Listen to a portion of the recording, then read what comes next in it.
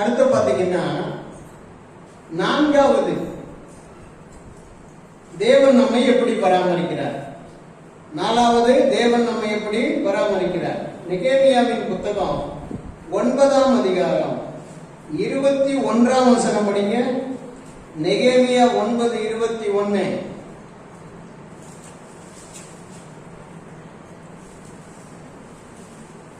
இப்படி 40 வருஷ காலமாக வனாந்திரத்தில் அவர்களுக்கு ஒன்றும் குறையாதபடிக்கு அவர்களை பராமரித்து வந்தார்.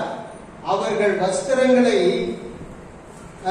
வஸ்திரங்கள் பழமையாய் போகவும் இல்லை, அவர்கள் கால்கள் வீங்கவும் இல்லை.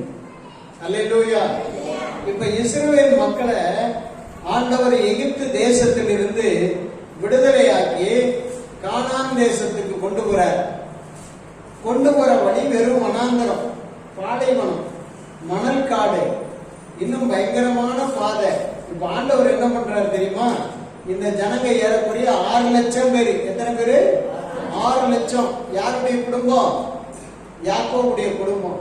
இந்த யாக்கோபு யோசேப்புடைய குடும்பம் 6 லட்சம் பேர் இப்ப புறப்பட்டாங்க. வெளியில புறப்பட்டு ஆண்டவர் காட்டுகிற தேசத்துக்கு போறாங்க. அப்படி தேசத்துக்கு போகும்போது அங்க என்ன நடக்குதுன்னா, போற வழியில ஆண்டவர் பகல்ல மேக ஸ்தம்பம், அப்படின்னா ஒரு மழை, ஒரு குளிர்ச்சியான ஒரு மேகம் அப்படியே முன்னால போயிட்டே இருக்கும். அது என்ன பண்ணும்னா, அந்த வனாந்தரத்தில் இருக்கிற மணலை எல்லாம் அப்படியே அமுக்கி ஈரமாக்கி அப்படியே அவங்க நடந்து போறதுக்கு ரோடு மாதிரி பண்ணிக்கிட்டே போகும். நிழலும் கொடுத்துக்கிட்டே இருக்கும். ராத்திரியில குளிர் அதிகமா இருக்கும் வனாந்தரத்துல, பாலைவனத்துல. ராத்திரியில மேகம் அப்படியே அக்கினியா மாறி அவங்களுக்கெல்லாம் ஒரு எதமான ஒரு ஒரு சூட்ல, அதாவது குளிர்ச்சியில அவங்களுக்கு செத்துறாம அப்படியே ஒரு எதமான அனுபவத்துல போவாங்க. எப்படிதான் போனாங்க? நடந்துதான் போனாங்க. பகல்லையும் நடக்கிறாங்க, ராத்திரிலையும் நடக்கிறாங்க. என்ன நடக்குது? அவங்களுடைய போட்ட துணி என்ன செய்யல? பழமையா போலையா? அவங்க காலை வீங்கி போல. நீண்ட தூரம் நடந்த காலை என்ன ஆயிடும்?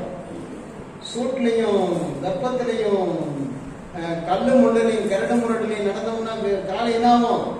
வீங்கி போயிடும். ஆனா தேவன் பராமரித்து கொண்டு வருகிறார். தன்னுடைய பாதையில தன்னுடைய ஜனங்களை கொண்டு சேர்க்க வேண்டிய அந்த கானான் தேசத்துக்கு ஆண்டவர் நடத்திட்டு வரும்போது ஆண்டவரே பராமரிக்கிறதுனால அவங்களுக்கு காலும் வீங்கலையாம், அந்த துணியே என்ன பழமையா போல. இன்னும் சொல்ல போனா அவங்க காலில் போட்டிருக்கிற செருப்பு தேவையாம். அல்லேலூயா. கர்த்தர் உங்களை பராமரிப்பார். எப்ப தெரியுமா? அவர் காட்டுகிற பாதையில, அவர் சொல்லுகிற ஊழியக்காரனுக்கு பின்னால, அதாவது மோசேக்கு பின்னால அந்த ஜனங்க கட்டுப்பட்டு அவர்கள் சொல்ற அந்த வார்த்தை, ஆண்டவர் சொல்ற அந்த வார்த்தைக்கு கீழ்ப்படிஞ்சு அவர் எந்த பாதையை காட்டினாலும் அந்த பாதை வழியா உரிமையோடு போகிறவர்களுக்கு அவங்க வஸ்திரமும் பழமையாகாது, செருப்பும் தேயாது, காலை என்ன செய்யாது? வீங்க. அல்லேலூயா. காலம் வீங்காது. அழகாக கர்த்தர் பராமரித்து கொண்டு போய் கானான் தேசத்துல சேர்த்தார். இன்னைக்கு நீங்க பரலோக ராஜ்யத்துக்கு போறீங்க. பரலோக பாதையில உங்களை அழைத்து கொண்டு செல்லுகிறதுக்கு ஒரு மோசையை போல எங்களை ஊழியக்காரங்களா ஏற்படுத்தி இருக்காரு. நாங்க உங்களை வழி நடத்தின்னு வரோம். எங்களுக்கு விரோதமா முறுமுறுப்பை விட்டுருங்க. எங்களுக்கு விரோதமா கோஷ்டி பூசலை விட்டுருங்க. எங்களுக்கு விரோதமா பார்ட்டி பிரிகிறத விட்டுருங்க. தேவனுடைய சமூகத்துல, கர்த்தருடைய ராஜ்யத்துல உங்களை கொண்டு சேர்ப்பதற்கு மிகுந்த உபவாசத்தோடும் பிரயாசத்தோடும், உங்களுக்கு ஒரு கஷ்டம்னா நாங்க ஆண்டவர்கிட்ட போய் பாதுகாக்க, ஆண்டவர்கிட்ட போய் விழுந்து கிடந்து, ஏசப்பா இந்த மாதிரி ஒரு விசுவாசிக்கு ஒரு கஷ்டம் இருக்க, இப்படி ஒரு விசுவாசி ஒரு பாடுபட்டு இருக்க, இவங்களுக்கு நான் என்ன சொல்ல, இவங்களுக்கு என்ன வசனத்தை நான் கொடுக்க, இந்த வாரத்துல இந்த பிள்ளைகளுக்கு நான் என்ன வார்த்தைகளை சொல்ல, இவர்களுக்கு என்ன சொல்லி பராமரிக்கணும்னு கேட்டு அதை வாங்கி உங்களுக்கு கொடுக்கும் போது அந்த வார்த்தைகளை கேட்டு எங்க பின்னால நீங்க சரியா ஞானஸ்நானம் எடுத்து ரட்சிக்கப்பட்டு ஆண்டவருடைய சமூகத்தில் அபிஷேகத்தை பெற்றுக்கொண்டு ஆண்டவரை மாத்திரம் அவருடைய வசனத்தின்படி பின்பற்றி கொண்டே வந்தீங்கன்னா போதும், உங்களுக்கு எந்த சேதமும் வராமல் கர்த்தர் பராமரிப்பார். அல்லேலூயா. நீங்க வசனத்தை கை கொண்டு எங்களை பின்பற்றி வந்தா போதும். நாங்க சொல்லுகிற பாதையில சரியா போனா போதும். பைபிள் ஸ்டடிக்கு வானா வா, உபவாச ஜெபத்துக்கு வானா வா, காத்திருப்பு ஜெபத்துக்கு வானா வா, தொடர் உபவாச ஜெபத்துக்கு வானா ஒழுங்கா வா. அல்லேலூயா. விழிப்பு ஜெபத்துக்கு வானா ஒழுங்கா வந்து விழித்திருந்து ஜெபம் பண்ணு.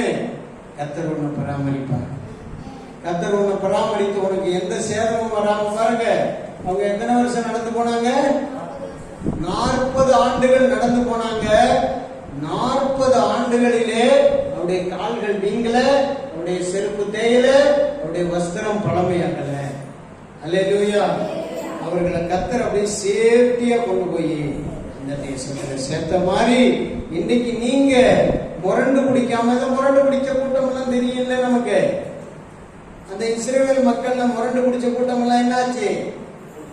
ஒரு கொல்லிவாய் சர்ப்பத்துக்கு வாயில மாட்டினாங்க, பூமி பிளந்து அடியில போனாங்க, குஷ்டரோகம் வந்து செத்து போனாங்க.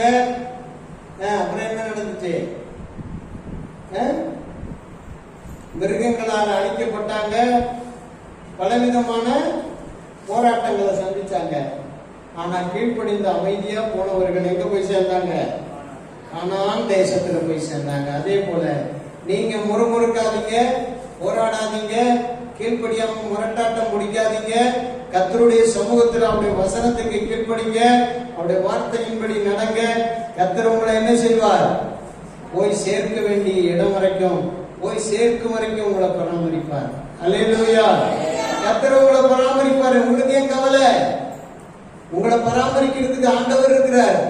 அன்னைக்கு வனாந்தரத்துல, பாலைவனத்துல ஜனங்களை வழி நடத்திட்டு போகும்போது அவருடைய வஸ்திரம் எப்படி இருந்துச்சு? அவருடைய கால்கள் எப்படி இருந்துச்சு? அவருடைய செருப்பு எப்படி தேயாம இருந்துச்சு? இதை படிக்கிற நாம இன்னைக்கு யோசிக்கணும். நாம கர்த்தர் பாதத்துல அமைதியா அவர் பின்னால போனோம்னா நமக்கு எந்த சேதம் வராம நம்மளை பராமரிக்கும். அல்லேலூயா. அல்லேலூயா.